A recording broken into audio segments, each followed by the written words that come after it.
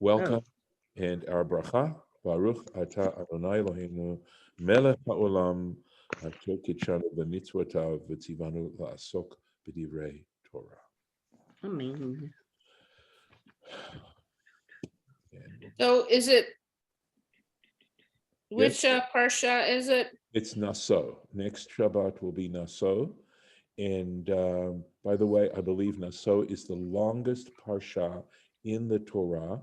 And if you count up the number of verses in the entire Parshat Naso, it is exactly the same number as the largest tractate in the Babylonian Talmud. The number of pages, something like 175 or something like that. I believe it's Baba Batra, is the longest tractate in the Babylonian Talmud. And in terms of the number of pages it has, it matches exactly the number of verses in Parshat Naso. Just an interesting coincidence. So what happens is this. We are actually continuing. As you can see, we're in the middle of a chapter. I'm going to ask people to, I'm going to be muting some people. Let me see who. Okay, there we go. Only because of the associated sounds going on. All right. We are actually continuing. You see, we're on verse 21, and we actually started this earlier as we finished up Parshat Bamidbar. So remember, we had counted the Israelites. We discussed their place in the encampment. This is all last week, that 3 tribes were on the north, 3 tribes on the, on each cardinal point, 3 tribes. And the tribe of Levi was not included. And that is because the tribe of Levi, of course, had a special responsibility. They actually took the place, and this is mentioned in last week's Torah portion, that the tribe of Levi and their responsibilities, again, plan B. Plan A would have been to have every firstborn male of every tribe come together to form this particular group to be of specific ministering to God, as the Levites did. But because of the Levites' loyalty to God, when the Israelites committed the sin of the golden calf at the foot of Mount Sinai, they were the only tribe that did not participate. As a result, God took away that privilege from the firstborn and gave it to the tribe of Levi. This is stated explicitly in the Torah. So the fact that the tribe of Levi got to do what it got, with both the responsibilities and the privileges, had to do with their loyalty to God. They demonstrated loyalty. And this, by the way, is a general principle that we see in the book of Genesis, and I think is an underlying principle. That I have a question. Let me just finish the point, and then Okay. please hold your question a second. Okay. That what really counts as nobility has to do with character and not birth, right? That normally we see in general that birth and yichus is what gives a person their standing. In the Torah, it has all to do with character, your character. Okay, go ahead, Lauren. It's just kind of a classification question. Levi is a tribe, Yes. and it's also, there's Kohen, Levi, and Yisrael, but Yisrael is not a tribe, and Kohen is not a tribe, Yes. and Levi is a tribe. Levi is a tribe. However, okay, so remember, all Kohanim are also by definition Leviim. Kohanim, because they are all descendants of Aaron, the high priest. Any Kohen has to claim descendancy from along the male line from Aaron, the high priest. So they are a subset of Leviim. And when we speak about Yisrael, we're talking again about the aggregate of all the other tribes, the other 11 tribes, which includes Joseph. And because Joseph split into Ephraim and Manasseh, we still have 12 tribes. Okay, that answers my question. Thank you. All right. And then just to go on a little bit about summarizing last week's Sedra, the tribe of Levi consisted of 3 families. So Levi himself, the patriarch, Levi, had 3 sons: Gershon, firstborn, Kahat, and Merari, those three families. And so the way it was distributed around the tabernacle, so if you can think of concentric squares, right, at the entrance of the tabernacle were Moses and Aaron and their families, and then around the tabernacle on the other three sides were each one of Gershon, Kahat, and Merari, surrounding the tabernacle immediately. And then outside of that would have been the 12 tribes that of Israel. So this is all mentioned in last week's Sedra, how this all gets set up. And in this, and then as we ended Parshat Bamidbar, we discussed the specific tasks of carrying the parts of the tabernacle that lay at the responsibility of the tribe of Kahat, the Kohathites. By the way, Amram, Moses' father, and Aaron's father, and Miriam's father, came from the family of Kahat, of that. So for whatever the reasons, even though he was second born, and perhaps because he was second born, but it's possible that there was something that that Kahat had done, or his descendants, in terms of their loyalty, in terms of their service, that they get, in some senses, a greater level of responsibility as far as carrying the parts of the tabernacle. And what we are going to do now is continue. So last week we finished by discussing how the family of Kahat were to transport the very sacred vessels, the ark, of the covenant, the menorah, the table for showbread, and the altar for incense. And possibly, I'm sorry, this is my memory. This is, I can look back because it's right up here to see what they had to transport. Let me see. Klei HaKodesh. Okay. Let me see. Okay. Sorry, back up here just to find the specific things. Okay. I think also, right, the Mizbeach. They had to carry the altar as well. So they had to cleanse the altar from ashes and then cover it up, etc. So those things were for the tribe of, that is the family of Kahat, to carry. And because they were responsible for the most sacred vessels in the tabernacle, they had to wait for the priests to go in and cover them up with cloths. This is a question, remember, that Harlan asked me last week, so that they did not actually set eyes on these Levites were not going to set eyes on these particular vessels, even though they carried them, they transported them. So, and this is mentioned right over here. Right, it's right at the very end, right before Naso starts. Exactly. Exactly. So I think that is intentional. In other words, it's a way of distinguishing the tribe of the family, excuse me, of Kahat from the other Levitical families. So here we go. Vaydaber Hashem el Moshe lemor. So Hashem spoke to Moses, saying, Naso, and that means, it means lift up, but in this sense it means, take into account or delineate or pay special attention to. That I think is actually the connotation of this word naso, which is to pay attention, to single out, et rosh b'nei Gershom, the head, well, literally of the children of Gershom, Gamhem, they too.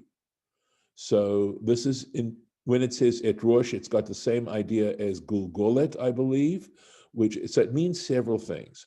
Naseh et rosh has to do, this is an expression that is used by Joseph to the butler and to the wine and to the chief baker back in Egypt. And the idea, as I said, is to pay special attention, but it has the connotation that when you pay special attention to someone, it may be for good. In other words, to single them out for some special honor, or God forbid, to single them out for punishment. And it's so interesting because it means lift up the head, lift up the head.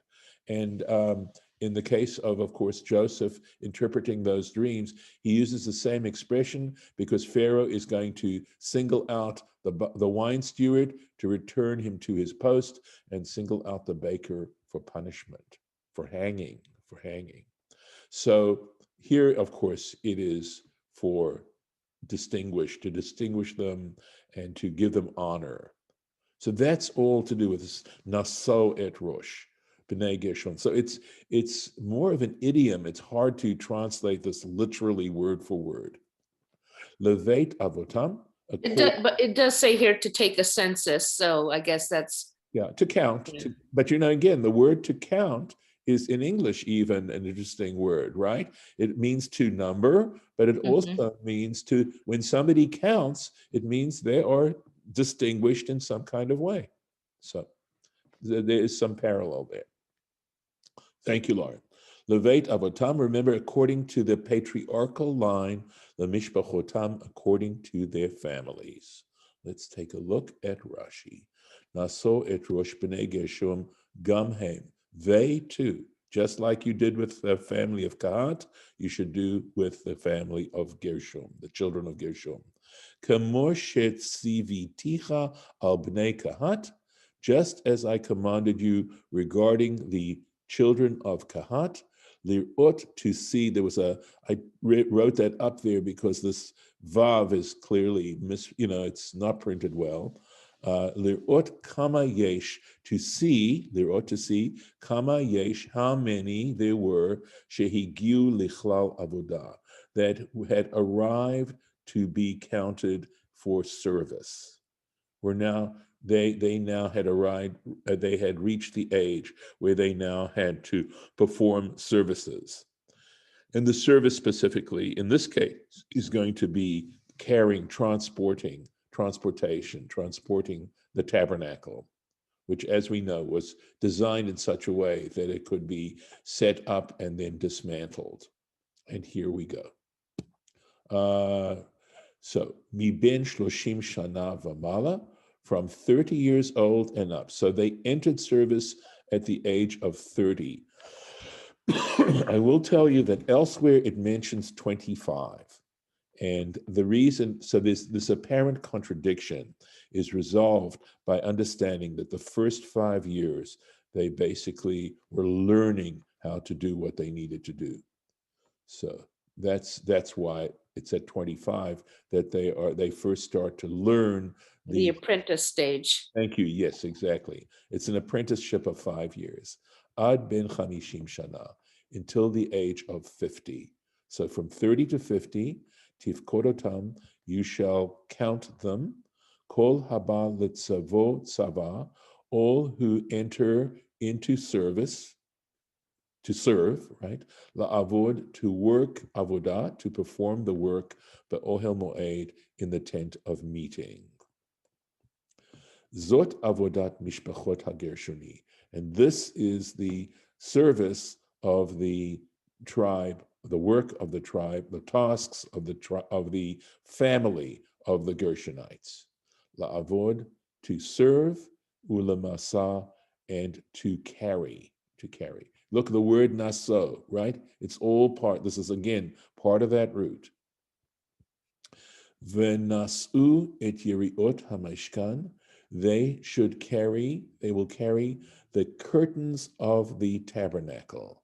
So you remember, and Rashi's going to explain how this is interpreted, that the tabernacle had boards, and then over those boards, they were spread cloths, curtains over those boards. And remember how they were like, according to, I think, most interpretations, there were 3 layers. The inner layer had these cloths that were made out of blue, purple, and crimson yarns.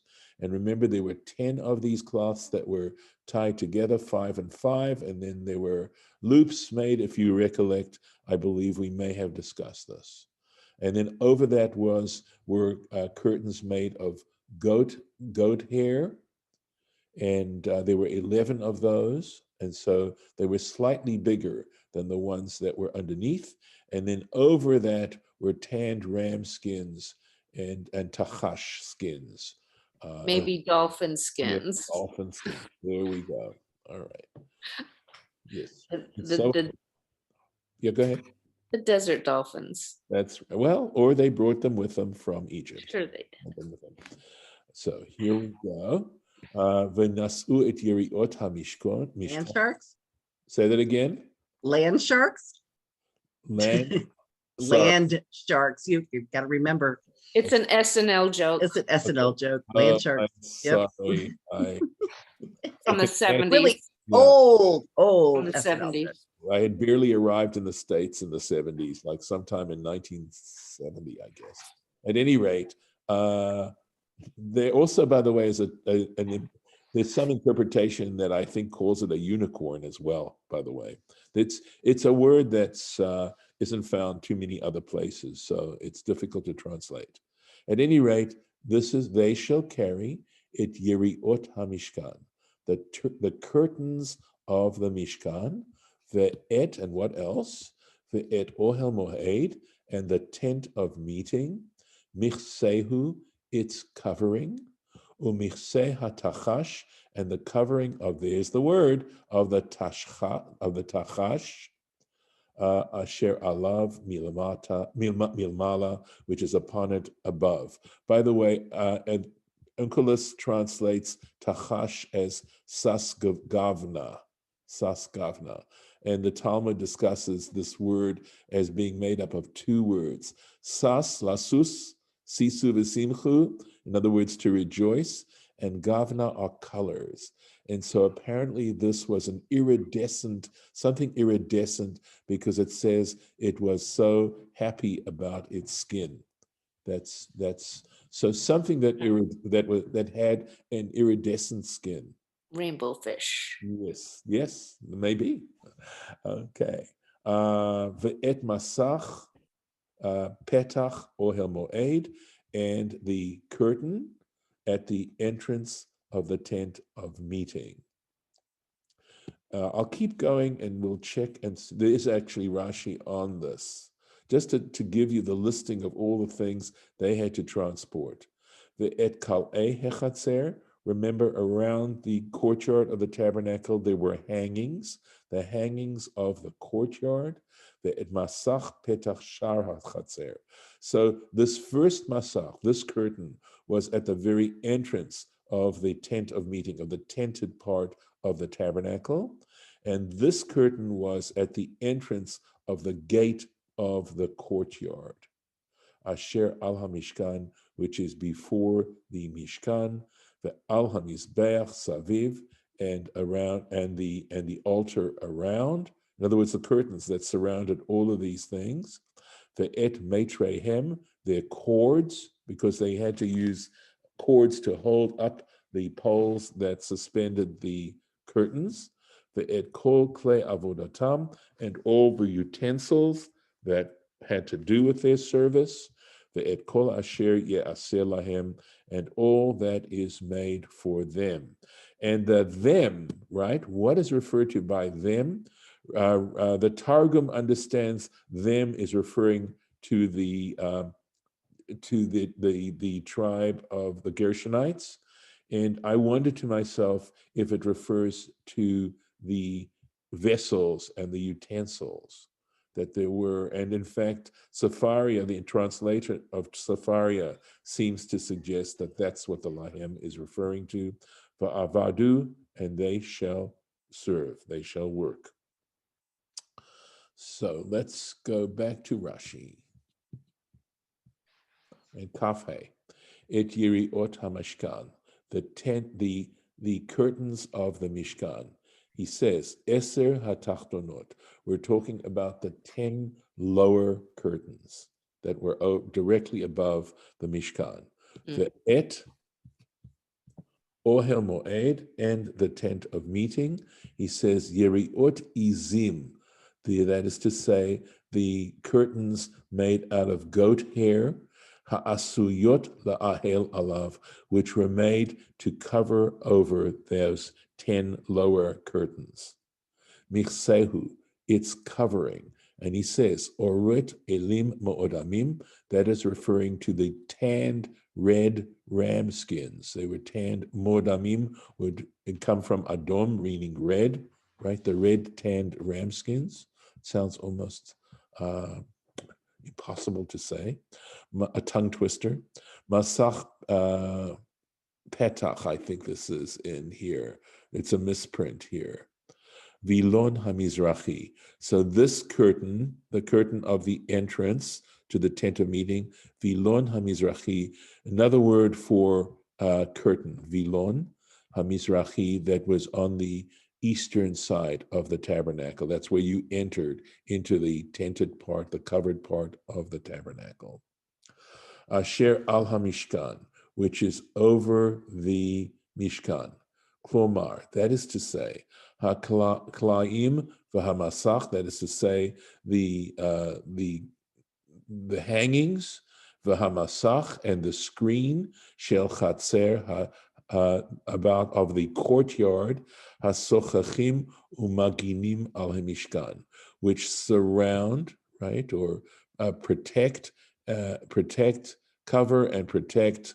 So it could be sochachim refers to the original curtains that we were talking about, the coverings of the tabernacle, and protect al hamishkan regarding the mishkan, the al mizbeach hanachoshet, and also the bronze altar saviv all round about. So you remember from the pictures that I showed you before when we were studying Exodus, how they had this courtyard that was set up and demarcated by these curtains. Yeah. And here it just says, it says copper. Yes, we don't really know how to translate the word nechoshet. But they were making bronze back then. That's why I think some people prefer to translate it as bronze. Okay. It's just a metal, right? Some kind of metal. The et kol asher yaseh lahem, that is ketargumo. So Rashi supports the Targum's translation. That is, so the et kol asher, and all which is made for them. All that is made for them. So he gives you the Targum. V'yat kol deyit masar lahon levnei Gershon.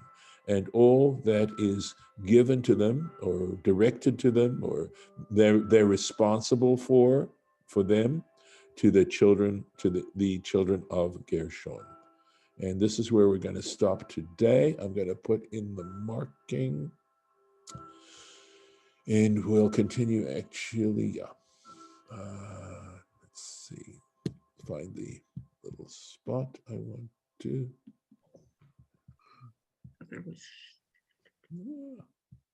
Have to find my little arrow.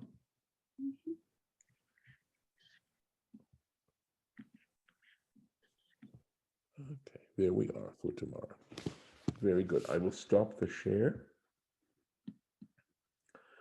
And again, why all this detail?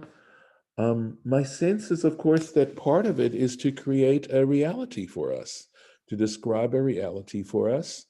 And there's something significant, I think, about the fact that this holy place is transported from one place to another.